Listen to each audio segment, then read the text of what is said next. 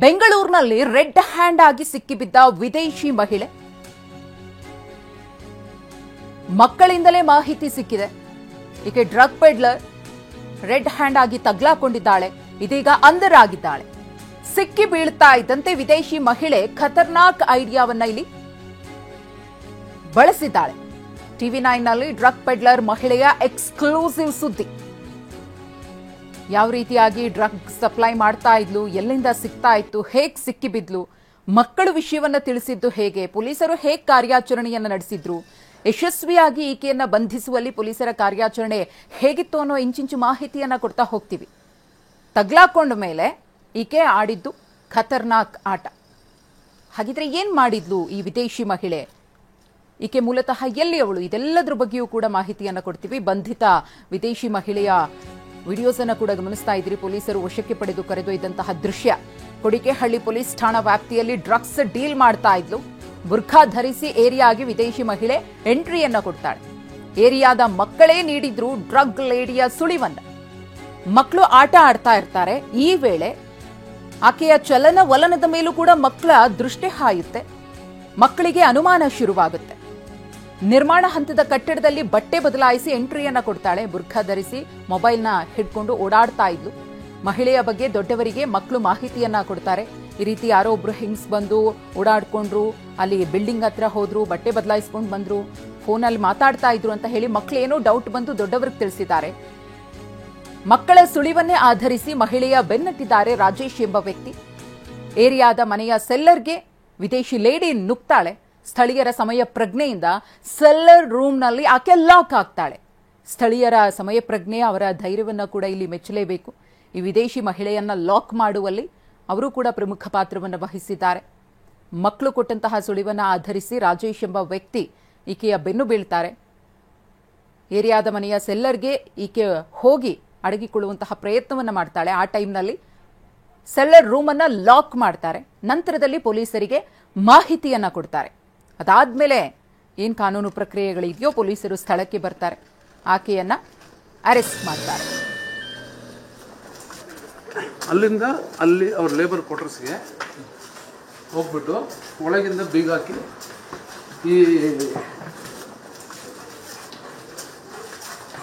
ಇಲ್ಲೇ ಅವ್ರ labour quarters ಒಳಗೆ ಹೋಗಿ ಈ ಜಾಗದಲ್ಲಿ ಇದರಿಂದ ಹಿಂಗಿಂದ ಸೀದಾ ಬಂದು ನೀವು ಈ ಲೇಬರ್ ಕ್ವಾರ್ಟರ್ಸ್ ಒಳಗೆ ಹೋಗ್ಬಿಟ್ಟಿದ್ವಿ.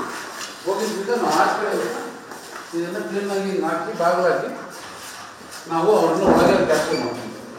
ಹಂಗೆ ಕ್ಯಾಪ್ಚರ್ ಮಾಡಿದಾಗ ಇಲ್ಲಿಂದ ಅವ್ರನ್ನ ಕಳಿಸಿ ಮಾತಾಡಿಸಿ ಅಲ್ಲಿಂದ ಅಲ್ಲಿ ಅವ್ರ ಲೇಬರ್ ಕ್ವಾರ್ಟರ್ಸ್ಗೆ ಹೋಗ್ಬಿಟ್ಟು ಇನ್ನು ಸೆಲ್ಲರ್ ಒಳಗೆ ಲಾಕ್ ಮಾಡಿ ಪೊಲೀಸರಿಗೆ ಮಾಹಿತಿಯನ್ನ ಕೊಡ್ತಾರೆ. ಸ್ಥಳಕ್ಕೆ ಕೊಡಿಕೆಹಳ್ಳಿ ಠಾಣೆಯ ಪೊಲೀಸರು ಬಂದು ಪರಿಶೀಲನೆಯನ್ನ ಮಾಡ್ತಾರೆ.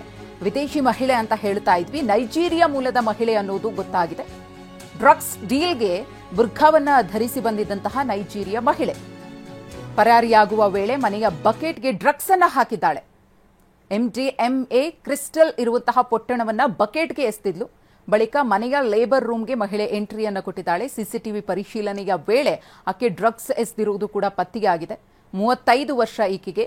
ಸ್ಟೆಫಿನ್ ಬ್ಲೆಸ್ಸಿಂಗ್ ನೋಸ್ಲಿ ಅಂತ ಈಕೆಯ ಹೆಸರು. ಬರೋಬ್ಬರಿ 35 ಗ್ರಾಂ MDMA ಕ್ರಿಸ್ಟಲ್ ಪೊಟ್ಟಣ ಪತ್ತೆಯಾಗಿದೆ. NDPS ಆಕ್ಟ್ನ ಅಡಿ ಆರೋಪಿ ಮಹಿಳೆಯನ್ನ ಬಂಧಿಸಲಾಗಿದೆ. ಆಕೆಯ ವಿರುದ್ಧ ಕೇಸ್ ಕೂಡ ದಾಖಲಾಗಿದೆ ಕೊಡಿಗೆಹಳ್ಳಿ ಪೊಲೀಸ್ ಠಾಣೆಯಲ್ಲಿ. ಸಿಸಿಟಿವಿಯಲ್ಲಿ ಸೆರೆಯಾಗಿರುವಂತಹ ಆಕೆಯ ಚಲನವಲನದ ದೃಶ್ಯಗಳನ್ನು ಕೂಡ ಗಮನಿಸ್ತಾ ಇದ್ದೀರಿ. ಈ ಕುರಿತು ಮತ್ತಷ್ಟು ಮಾಹಿತಿಯನ್ನು ಕೊಡೋದಕ್ಕೆ ನಮ್ಮ ಪ್ರತಿನಿಧಿ ಶಿವಪ್ರಸಾದ್ ಇದೀಗ ನೇರ ಸಂಪರ್ಕದಲ್ಲಿದ್ದಾರೆ. ಶಿವಪ್ರಸಾದ್, ಡ್ರಗ್ಸ್ ಅನ್ನ ಬುಡ ಸಮೇತ ಕಿತ್ತು ಹಾಕಬೇಕು ಅಂತ ಹೇಳಿ ಸಾಕಷ್ಟು ಪ್ರಯತ್ನಗಳು ನಡೀತಾ ಇದ್ರು. ಈ ವಿದೇಶದಿಂದ ಬಂದಿರುವವರ ಆಟನೇ ಜಾಸ್ತಿ ಆಗ್ತಾ ಇದೆ. ಈ ಡ್ರಗ್ಸ್ ಸಪ್ಲೈ ಮಾಡೋದು ಅಥವಾ ಒಂದಷ್ಟು ಮಂದಿಯನ್ನ ಟಾರ್ಗೆಟ್ ಮಾಡೋದು. ಈ ಮಹಿಳೆಯ ಹಿನ್ನೆಲೆ ಗೊತ್ತಾಗಿದೆ. ಹೇಗೆ ಕಾರ್ಯಾಚರಣೆ ನಡೀತು? ಇಲ್ಲಿ ಮಕ್ಕಳು ಮತ್ತೆ ಸ್ಥಳೀಯರ ಸಮಯ ಪ್ರಜ್ಞೆಯನ್ನ ಮತ್ತು ಅಪ್ರಿಶಿಯೇಟ್ ಮಾಡಲೇಬೇಕಾಗುತ್ತೆ ನಾವು. ಒಂದಷ್ಟೇ ನಿನ್ನೆ ಸಂಜೆ ಕೊಡಿಗೆಹಳ್ಳಿ ಪೊಲೀಸ್ ಠಾಣಾ ವ್ಯಾಪ್ತಿಯಲ್ಲಿ ಈ ಒಟ್ಟು ಘಟನೆ ನಡೆದಿರ್ತಕ್ಕಂಥದ್ದು. TV9ಗೆ ಲಭ್ಯವಾಗಿರ್ತಕ್ಕಂಥ CCTV ದೃಶ್ಯಾವಳಿಗಳನ್ನು ನೀವು ಗಮನಿಸಬಹುದಾಗಿದೆ. ಆದರೆ ಅಲ್ಲಿ ಏರಿಯಾದಲ್ಲಿರ್ತಕ್ಕಂಥ ಮಕ್ಕಳೇ ಆಕೆಯನ್ನು ಐಡೆಂಟಿಫೈ ಮಾಡಿರ್ತಕ್ಕಂಥದ್ದು ಮೊದಲು. ಬೆಂಗಳೂರಿನ ಪೊಲೀಸರು ಎಷ್ಟೇ ಪ್ರಯತ್ನ ಪಟ್ಟರೂ ಕೂಡ ಡ್ರಗ್ಸ್ಗೆ ಕಡಿವಾಣ ಹಾಕೋದಕ್ಕೆ ನಿಜಕ್ಕೂ ಕೂಡ ಬೆಂಗಳೂರು ಪೊಲೀಸರಿಗೆ ಚಾಲೆಂಜಿಂಗ್ ಆಗಿದೆ ಅಂತಲೇ ಹೇಳ್ಬೋದು. ಲಕ್ಷ ಕೋಟಿ ಸಂಖ್ಯೆ ಬೆಲೆ ಬಾಳುವಂತಹ ಡ್ರಗ್ಸ್ ಗಳನ್ನ ಪ್ರತಿ ವರ್ಷ ನಾಶಪಡಿಸ್ತಿದ್ರು ಕೂಡ ಬೆಂಗಳೂರಿನಲ್ಲಿ ಈ ಒಂದು ಅವ್ಯಾಹತವಾಗಿ ಡ್ರಗ್ಸ್ ನ ದಂಧೆ ನಡೀತಿರ್ತಕ್ಕಂಥದ್ದು ಬೆಳಕಿಗೆ ಬಂದಿರತಕ್ಕಂಥದ್ದು. ಟಿವಿ9ಗೆ ದೃಶ್ಯಗಳು ಲಭ್ಯ ಆಗಿರ್ತಕ್ಕಂಥದ್ದು ನೀವು ಗಮನಿಸಬಹುದಾಗಿದೆ. ಕೊಡಗೇಹಳ್ಳಿ ಪೊಲೀಸ್ ಠಾಣಾ ವ್ಯಾಪ್ತಿಯಲ್ಲಿ ನಿನ್ನೆ ಸಂಜೆ ಈಕೆ ಅನುಮಾನಾಸ್ಪದವಾಗಿ ಓಡಾಡಿರ್ತಾಳೆ. ಅಷ್ಟೇ ಅಲ್ಲದೆ ನಿರ್ಮಾಣ ಹಂತದ ಕಟ್ಟಡವೊಂದಕ್ಕೆ ತೆರಳಿ ಅಲ್ಲಿ ಬುರ್ಕಾವನ್ನು ಧರಿಸಿ ಅಲ್ಲಿರ್ತಕ್ಕಂಥ ಮನೆಗಳ ಸುತ್ತಮುತ್ತ ಓಡಾಡಬೇಕಾದ್ರೆ ಅಲ್ಲಿರ್ತಕ್ಕಂಥ ಆಟವಾಡ್ತಿದ್ದಂಥ ಮಕ್ಕಳು ಆಕೆಯನ್ನು ಐಡೆಂಟಿಫೈ ಮಾಡ್ತಾರೆ. ತದನಂತರದಲ್ಲಿ ಆ ಮನೆಯ ಪೋಷಕರಿಗೂ ಕೂಡ ಮಾಹಿತಿಯನ್ನು ನೀಡಿರ್ತಕ್ಕಂಥದ್ದು. ಈ ಹಿನ್ನೆಲೆಯಲ್ಲಿ ಆಕೆಯನ್ನು ಅನುಮಾನಗೊಂಡು ಆಕೆಯನ್ನು ಹಿಂಬಾಲಿಸಿ ಬೆನ್ನಟ್ಟಿದಂತಹ ಸಂದರ್ಭದಲ್ಲಿ ಆಕೆ ಆ ಏರಿಯಾದ ಮನೆಯೊಂದಕ್ಕೆ ಅನಾಯಾಸವಾಗಿ ನುಗ್ತಾಳೆ. ಅಲ್ಲಿರ್ತಕ್ಕಂಥ ಬಕೆಟ್ನ ಒಳಭಾಗದಲ್ಲಿ ತಾನು ತಂದಿರ್ತಕ್ಕಂಥ MDMA ಕ್ರಿಸ್ಟಲ್ಗಳೇನಿರ್ತವೆ ಆ ಡ್ರಗ್ಸ್ ಅದನ್ನ ಆ ಪೊಟ್ಟಣವನ್ನ ಅಲ್ಲಿ ಹಾಕಿ ಅಲ್ಲಿರ್ತಕ್ಕಂಥ ಲೇಬರ್ನ ರೂಮ್ನ ಒಳಗಡೆ ಹೋಗಿ ಆಕೆ ಔತ್ಕೊಂಡಿರ್ತಕ್ಕಂಥದ್ದು. ತದನಂತರದಲ್ಲಿ ಅಲ್ಲಿರ್ತಕ್ಕಂಥ ಸ್ಥಳೀಯರು ಆ ಒಂದು ರೂಮನ್ನ ಲಾಕ್ ಮಾಡಿ ಪೊಲೀಸರಿಗೆ ಮಾಹಿತಿಯನ್ನು ನೀಡಿರ್ತಕ್ಕಂಥದ್ದು. ಸ್ಥಳಕ್ಕೆ ಕೂಡಲೇ ಬಂದಂತಹ ಕೊಡಗೇಹಳ್ಳಿ ಪೊಲೀಸರು ಪರಿಶೀಲನೆ ಮಾಡಿದಂಥ ಸಂದರ್ಭದಲ್ಲಿ ಅಲ್ಲಿರ್ತಕ್ಕಂಥ ಮನೆಯವರಿಗೂ ಕೂಡ ಡೌಟ್ ಬಂದಿರುತ್ತೆ. ತದನಂತರ CCTV ದೃಶ್ಯಾವಳಿಗಳನ್ನು ಪರಿಶೀಲನೆ ಮಾಡಬೇಕಾದ್ರೆ ಕಪ್ಪು ಬಣ್ಣದ ಕವರ್ ಅನ್ನ ಆಕೆ ಬಕೆಟ್ ನಲ್ಲಿ ಹಾಕಿರ್ತಕ್ಕಂಥದ್ದು ಕಂಡು ಬಂದಿರತಕ್ಕಂಥದ್ದು. ಬಕೆಟ್ ನಲ್ಲಿ ಇರ್ತಕ್ಕಂಥ ಕಪ್ಪು ಬಣ್ಣದ ಕವರ್ ಅನ್ನ ಓಪನ್ ಮಾಡಿ ನೋಡಿದಂತ ಸಂದರ್ಭದಲ್ಲಿ ನಿಜಕ್ಕೂ ಕೂಡ ಅಲ್ಲಿರ್ತಕ್ಕಂಥ ಸ್ಥಳೀಯರು ಕೂಡ ಶಾಕ್ಗೆ ಒಳಗಾಗಿರ್ತಕ್ಕಂಥದ್ದು.